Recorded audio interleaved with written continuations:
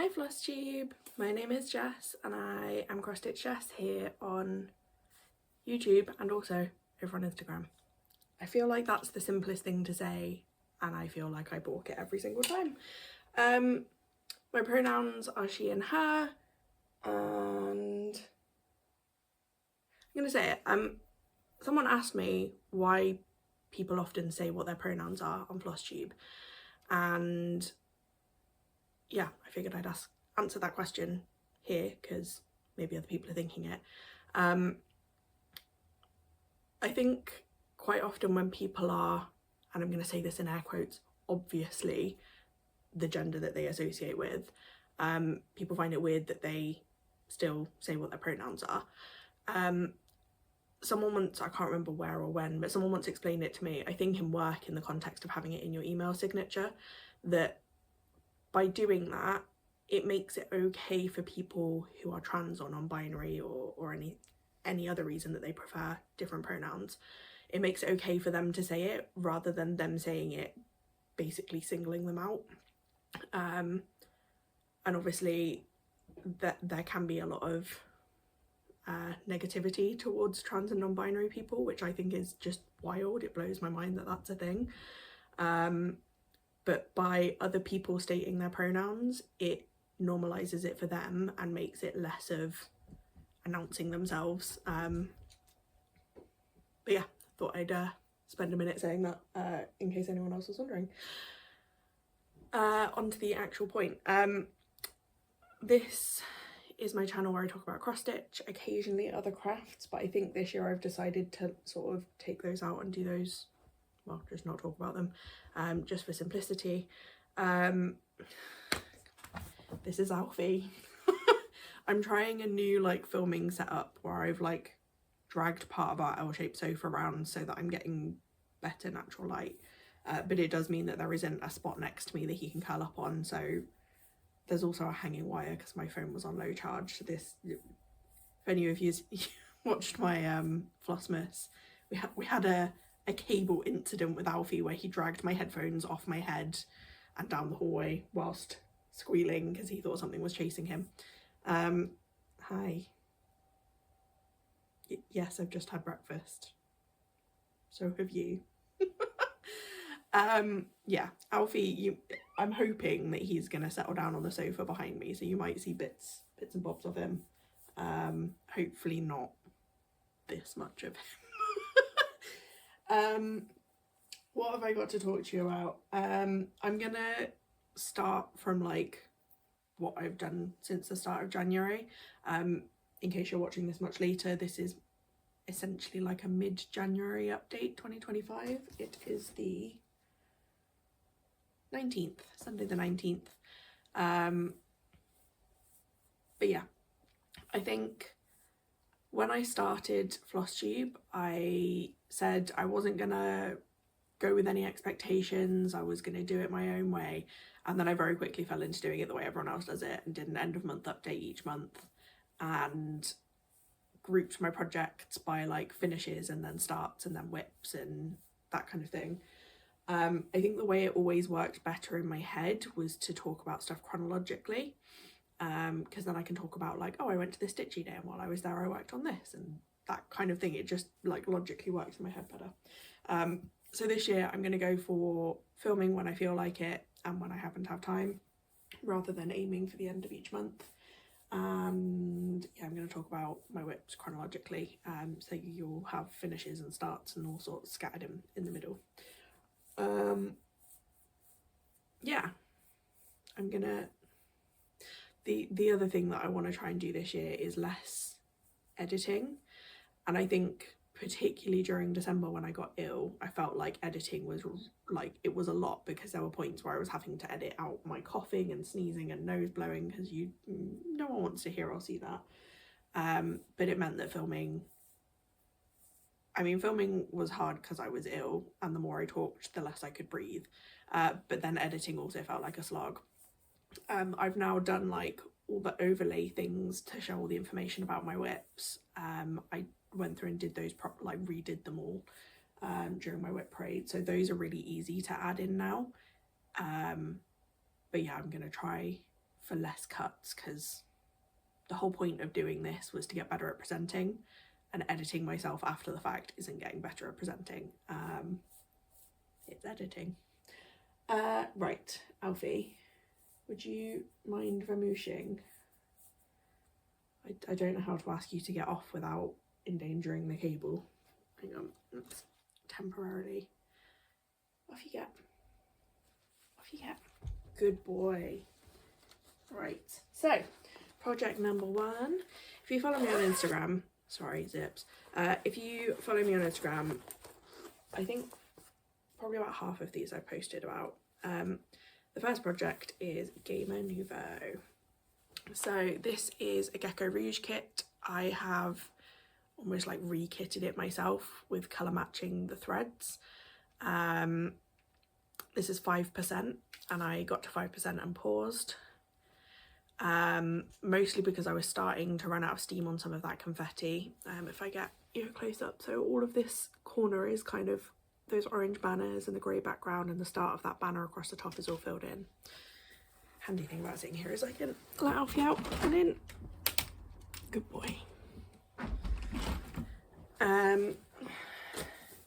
Yeah, so my way of approaching this was doing like one of the darker outline colours on an area and then working on filling in all of the sort of colours in that space, and if there was like a couple of stitches here and then a couple in this bit that were the same, I'd do them. But my main focus was filling in that one sort of section of a colour palette. And then the same for this banner across the top. You can see I've done the 310, the darkest colour all the way across, and then I started with this section and sort of picked whatever colour was closest to this bottom corner and filled it in. This is not going well so far. Alfie, in or out, whatever. It's gonna be one of those days. Filling in that colour, sometimes I would go all the way across, so some of those not colour completed on the whole project, but colour completed on all the width of that banner. Others, there's like a colour in here that's like the majority of this middle section, all of the background is that one colour, and I just got bored of it. It's like a skin tone kind of peach colour. Yeah, got really bored of that really fast, so I just stopped on that colour and came back and picked the next one that was sort of in this section. I really wanted to get this to 5%, and I think in future, when I have I'm running a bit out of steam on the confetti, the intent is that I can come and do some nice boring block background. But again, if you've seen my Flossmas or my Whip Parade, you can see that there is a colour issue here. So there's a star here, but you can see the diagonal stripe, and up here there's also a splotch that's a different shade of grey. I have the threads here. I can see it in the bundle of thread, I can see that some of the strands are a different shade, but I think it's quite hard to pick them out. But yeah, this is one skein of thread. Basically the problem, it's like I have a dye lot issue but within one skein, so some lengths of this are a completely different grey. The majority of it I would say is more like a bluey grey, and then the sort of stray strand, the stray length that's a bit different is more like a true grey. So I need to rip this out because I'm not happy with it. I need to go back into my floss stash and check the other skeins, because I bought all of the skeins I needed for this project, and decide whether I'm happy with those or whether I think they all have the same problem. But the intent with this project is that I can do a bunch of confetti, and if I'm feeling a bit like I don't have it in me to do confetti today, I can come and just do some boring background, and then when that feels boring I can come back and do some more interesting colours.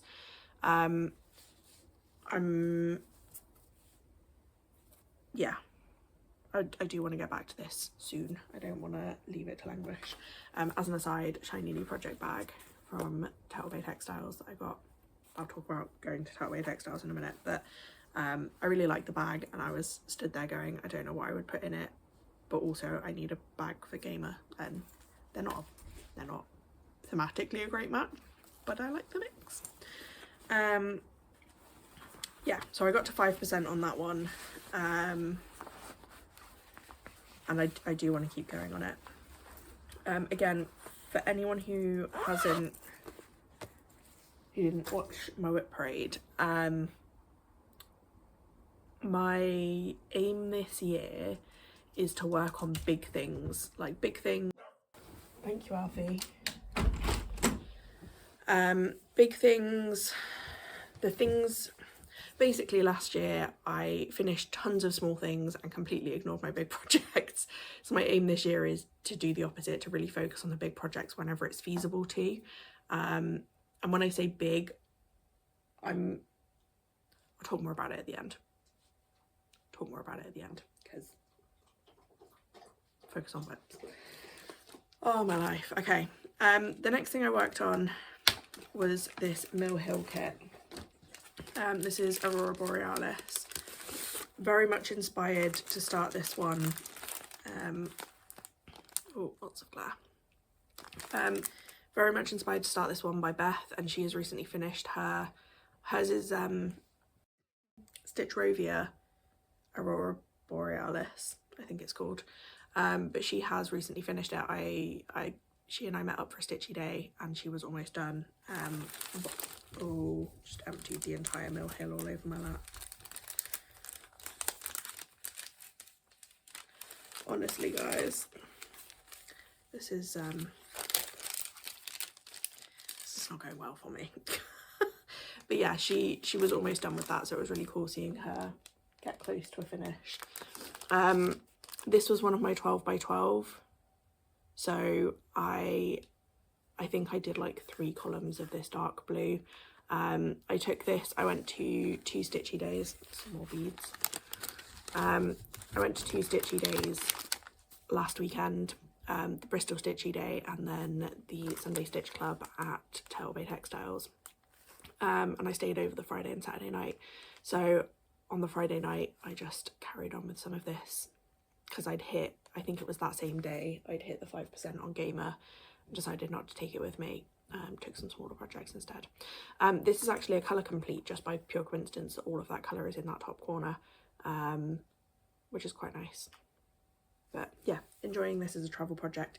I am keeping it in like the packaging it came in.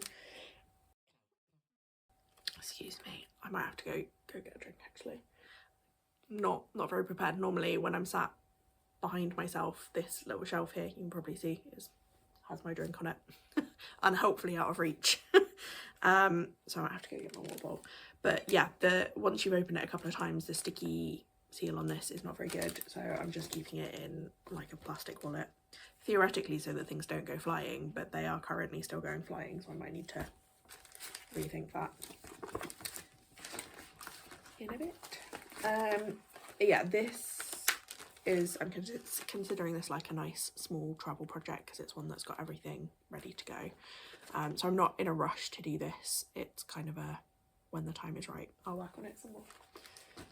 Okay, next up, I think that same weekend I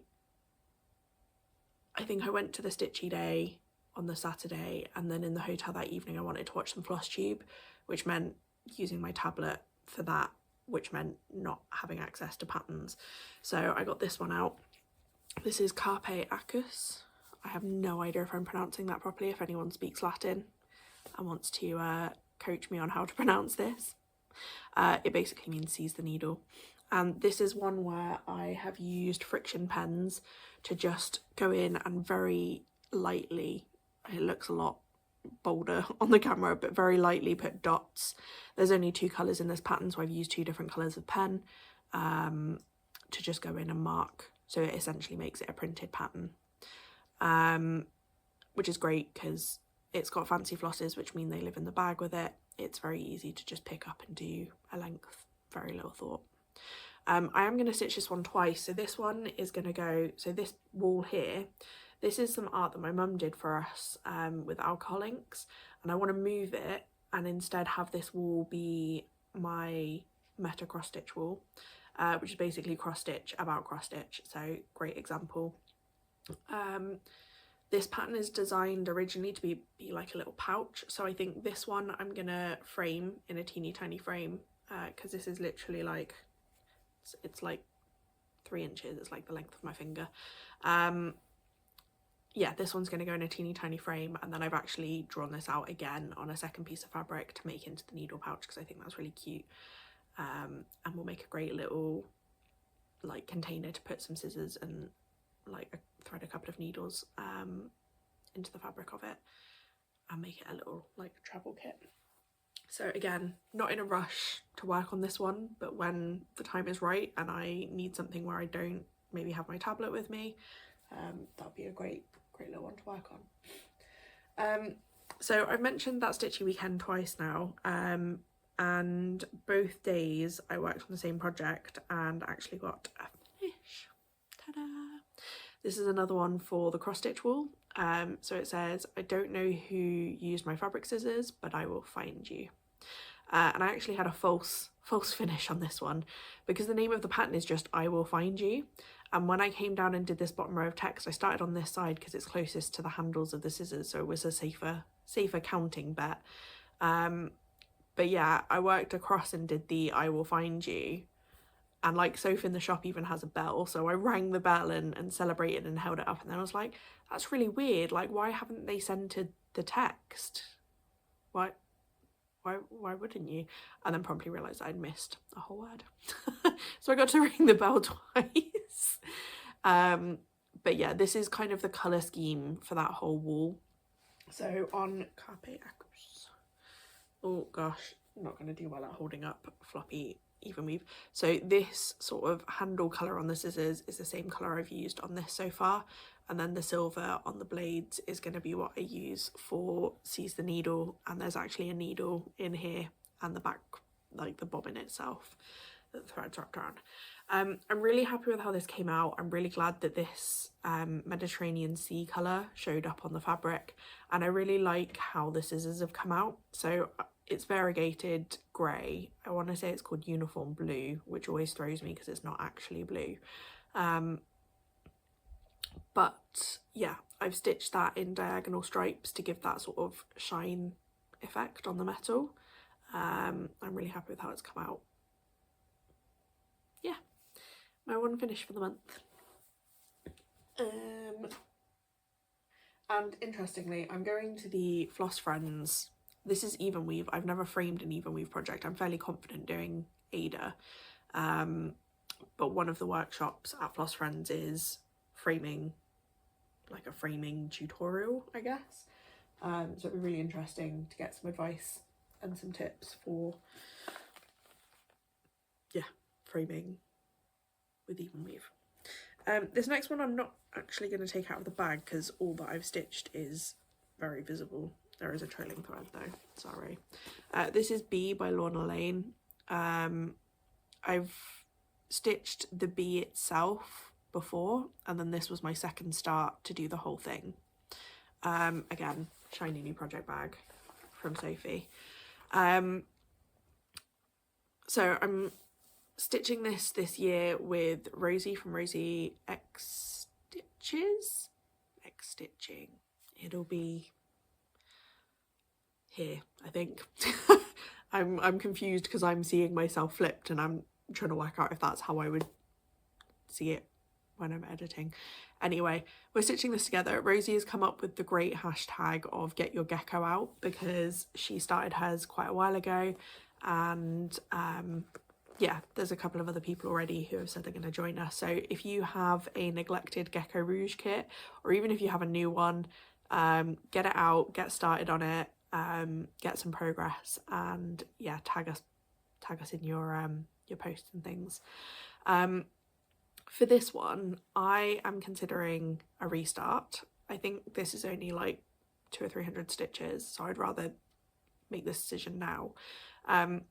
But having seen Jess from Cross Stitch Smiles, she's doing a whole year of geckos, but she's done quite a few of them. Like this one you'll see in the mock-up, that's one of these sides, can't remember.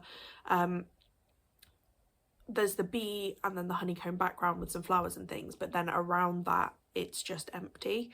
So I'm now questioning, should I do this on some fancy fabric so that it's got that pretty background? I don't have anything in my stash, I don't think, that's suitable. I have to have another rummage and do some measuring. But yeah, I think there's a good chance that this one's going to get restarted. The downside of that being that if I do it on fancy fabric, it won't be gridded.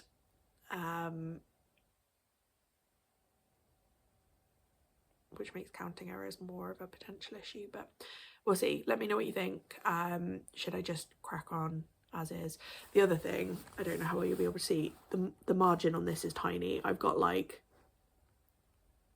probably about 3/4 of an inch, so I do need to, if I stick with this one, I need to like sew some just generic fabric on the sides for finishing purposes anyway. Yeah, let me know what you think. I'm really tempted to make that a restart, and let me know what colour you'd do it on. Like obviously the mock-up will be up so you can see what kind of colours are in the pattern. I've got a really soft pink piece of fabric, but I don't think it's big enough, and I think it's 16 count, and the kit I bought was for 18. I'm stitching this on 20 because of the fact I'm doing the bee itself twice. But yeah, anyway, waffling. Let me know what you think. But I'm excited to work on this one with Rosie, and I'm going to use that hashtag for my other GeckoRouge kits as well, so gamer and gaming, because I have 2 game themed ones. I've also got one on the way. I got my Gold Club voucher in December, so I have a new kit on the way that I'm looking forward to. Next up, so yeah, had that weekend away, came home. Because I'm not sure about restarting B, and because I'd finished the other project I was working on, I was a bit stumped on what to work on. I put up a bit of a poll on Facebook stories, and I actually really enjoyed doing that and seeing what people picked. It was really interesting seeing like some take the lead and then fall back, and yeah, but this was the resounding winner. This is Books and Magic. It's a Counting Puddles design that came out at Needlework Marketplace last August. And there are tons of people doing this. I originally saw the stitch along from What's Morgan Stitching, but I know recently Beth, Stitch with Beth on Instagram, Beth Chadwick here on Flosstube, she's started it and made amazing progress. I know Lauren from Cross Stitch Bunny has this one in her stash, and I think Rachel from Talking Dog Stitchery is also starting this one soon if she hasn't already.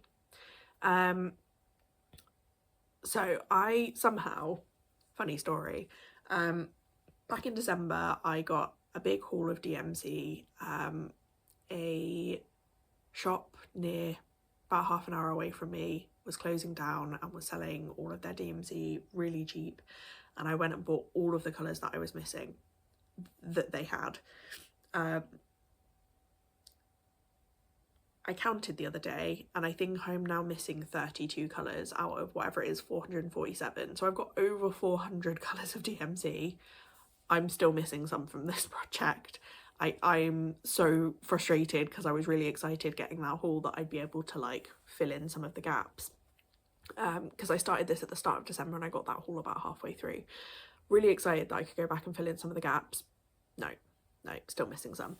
So I'm missing a green for this greenery, and there are some pink sort of, you'll be able to see in the mock-up, but these sort of pink leafy swirly bits, I'm missing one of the colours for those as well. So bit frustrating, but it is what it is. I am stopping working on this now. I finished this bottom, this open book.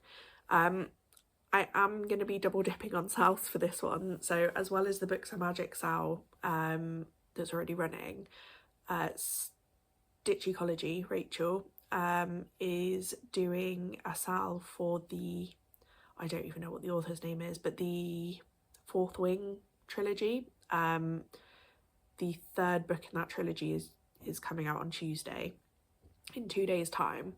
I've not read or listened to these books before, but every single person I know who's read them has raved about them. So I'm gonna, and I've got some Audible credits, so I'm gonna get those as my next audiobook trilogy. I think I'm gonna start the first book on Tuesday in honour of the third one coming out.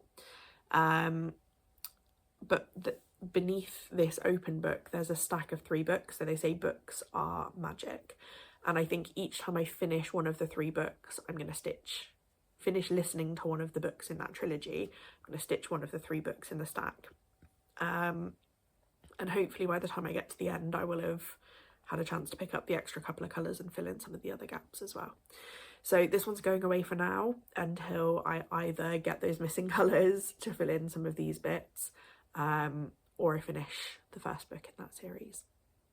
I'm really enjoying this one, and this, I don't think it was my first, I think this was the second of my December starts, but this is probably the most stitching I've ever done. I've never worked on linen before December, so I am finding that to be a bit, it's different, it's a challenge.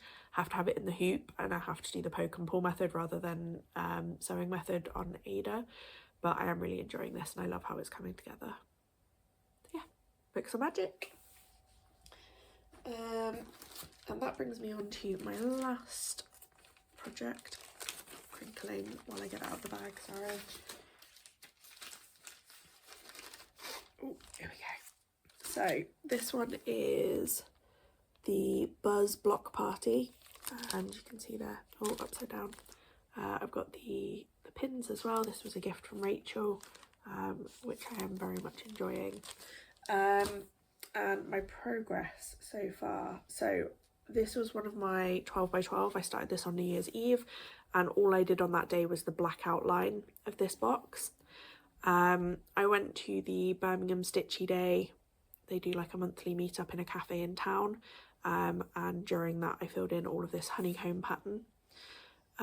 So I've got, I think there's some a sort of diamond of specialty stitches and then a circle of cross stitch to finish off that top layer, and then this piece of fancy fabric will go in the middle, trimmed to size. I've also gotten organised because these were, as you can possibly tell, this was like, I had a big piece of fabric that I'd used, like, this is the piece of fabric I'd used like a square, and it had like a long strip at the bottom. So I finally got around to actually cutting out what I actually need for this project, rather than having it all be one massive piece of fabric that was a nightmare to work with. So this long strip is probably quite hard to see because I've only done half of the stitches. I've done the running stitch outline for the sides essentially. I just need to go back and fill in the missing stitches. And something that I found helpful on this, because I know that everything outside of this square is going to get hidden when it gets constructed, I've done every 20 stitches, I've done like a little mark on the outside to keep track, because counting 200 and whatever it was, 234 in a straight line was just not going to happen in one go. And then I've not stitched on this yet, but the other square, which will just be the outline to go on the bottom. I'm really enjoying this one. I am finding the pattern a little bit hard to work with just because of the way it's printed. It's quite small, but I'm really excited to see it come together, and to have a go at making something 3D. That is it for my whips. I think it's everything that I've put in into Notion. Yeah, so that is everything I've worked on so far. I do have some plans for the rest of the month. So later today I'm going to be starting a new project. So it's going to be Cabin in the Woods, not Cabin in the Woods, it's the wrong one, Lakeside Cabin even. I've already started Cabin in the Woods. Lakeside Cabin by Needle Designs. I'll put all the details below. I'm starting this one for Soph's birthday, which is today. Happy birthday, Soph. yeah, I think she posted it on her Instagram, and I have had my eye on this one for a while. It very much gives me Stardew Valley vibes, and I have spent more hours than I care to admit playing Stardew Valley. So I did actually start this already this morning. I frogged it because I decided I didn't like my fabric choice. So I decided to come and film and have a like mental break from staring at fabrics before I go back and decide. I really dislike having to choose fabric for projects. I feel like, I don't know, it's just the worst. But I'm really excited to start that one because I have had my eye on it for ages. Someone's dying it for their birthday is an excellent excuse to get started on that. In terms of other plans, what is happening the next few weeks? So in 2 weekends time I'm going to the Floss Friends retreat I mentioned before. It's their tips and tricks weekend, so there are a bunch of different classes over the course. Each one's half an hour. I think there were 6 options to sign up for, and I've signed up for 5 of them. But it's quite nice because they're all half an hour max, so that's 2.5 hours out of a whole weekend. So it doesn't feel like you're constantly, like, it's not going to feel like school where you're going from like class to class all the time. There'll be plenty of time for shopping and stitching and things in between. Yeah, there's a bunch of people going to that I am really excited to spend time with, so I'm really looking forward to that as well. And what else is happening? The following weekend, so the 8th of February, I've got another stitchy day, which is organised by the Stitchy Fair up in Nottingham. And again, completely different group of people, but other people that I'm really excited to see and spend time with. I've just realised I didn't pick up. I'll be right back. Okay, so I'm going to try and remember to show this each update because whilst it's not a whip for me, it's kind of a whip that you guys are all working on for me, which is exciting.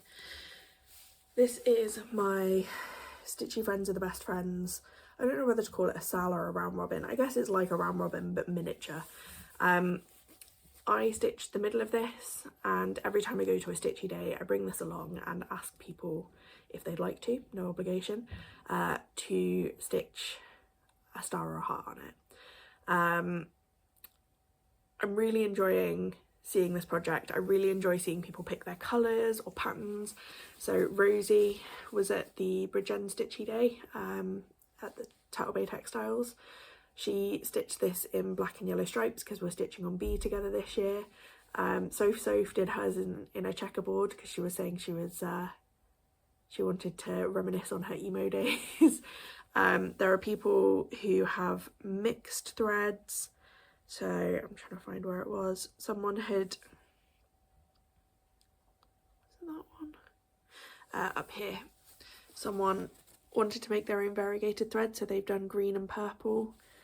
People have done sparkly, metallics, all sorts. I really love it. I'm so grateful for every single person who's stitching on this with me.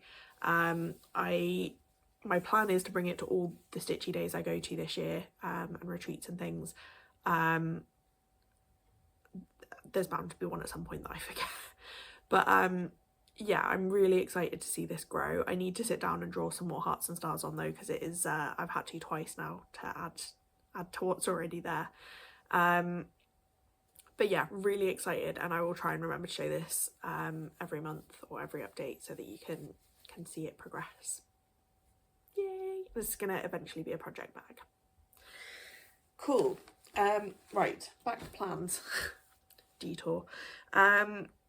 So Floss Friends, we've got the Stitchy Day, and then just looking at how the diary is, I'll probably film again. Where are we now? 1, 2. Yeah, so probably the day after the Stitchy Day or the following weekend. John's away for a day, so I'll have the house to myself. In terms of what I'm going to stitch on, I really enjoyed putting that out to Instagram for everyone to decide. It was really fun seeing what people voted for.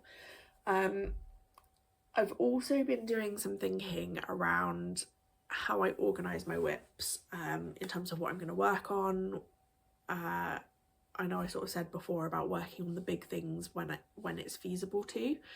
And I think what's starting to form in my head is almost like 3 categories of whips.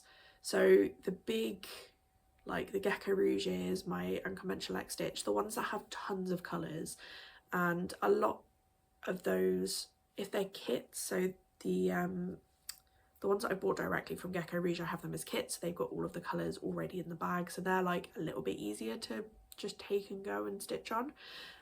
You can just about see this like dark grey line at the end of my sofa is my floss storage.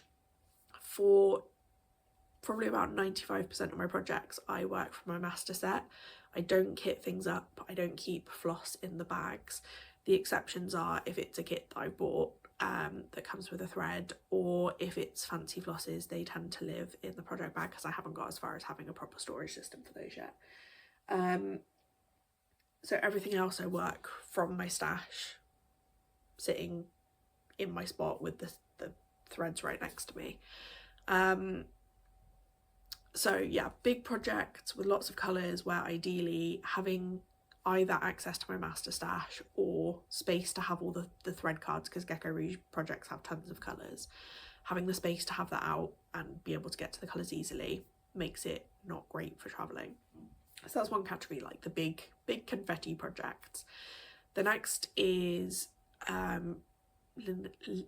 linen and even weave projects. I'm relatively new still to linens and even weaves. My preference is high count aida, but for those that are, as with this, I can't do sewing method like my natural way to stitch is sewing method, and I can't do that on these, so they have to go in a frame. They need good light. Those are probably the 2 main things. So that's almost like another category of stuff that ideally I need to work on at home or at like a good stitchy day where there's a lot of good lighting.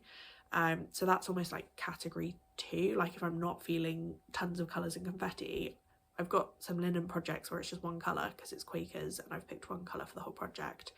Or this where I think this only has like 12 or 14 colours, it's not tons. So they're almost like, they're not big projects for the same reason, but they're also ones that there's a risk of them getting neglected because I can't work on them out and about. So that's like category 2. There's a really big slub there. And then category 3 is the small, like the easy, not even necessarily small, but like the aida, easy transportable, not many colours. My Owl Forest project fits in this category because it's on aida and the threads are already in the bag. My Meta cross stitch, I mean that is basically my Owl Forest, but so this one, my other Carpe Acus where I've drawn out the pattern, that's another one that I'd consider easily transportable because it's got the threads in the bag. Basically anything aida where it's easy to grab like a couple of colours, make decent progress on it, if it doesn't live with the colours in the bag. So that's like my 3rd category of grab and go, like easy to chuck one in my bag if I'm going to work and I think I want to stitch on my lunch break, or if I'm going for an impromptu stitchy catch up, like that kind of thing. So yeah, those 3 categories are sort of what I'm working with. The first 2, I think my plan is to alternate between them. So when I'm running out of steam on a confetti project, I'm gonna post on Instagram on my stories. I might like pre-make the template of like the 4 or 5 projects in that category, and post that for people to choose between. And then when I run out of steam on that, I'll post up the big confetti projects and let people choose. I'm really enjoying that like interactive approach, I guess. I'm not by any means committing to stitching on what you guys pick. There will no doubt be times where I have in my head, whether I'm aware of it or not, an idea of what I want to stitch on next, and if people pick not that, it will just make me more sure of what it is that I do want to stitch on. But hopefully you'll forgive me. Yeah, and I think, so I was relatively new even to Instagram about a year ago. I think the place I first saw this was Beth talking about doing March Madness. So depending on how things are going, I might change my mind. I have almost 32 whips, which means I can do the mother of all bracket tournaments.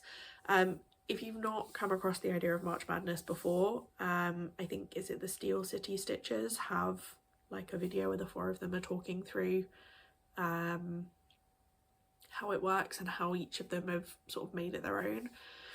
I am thinking of doing this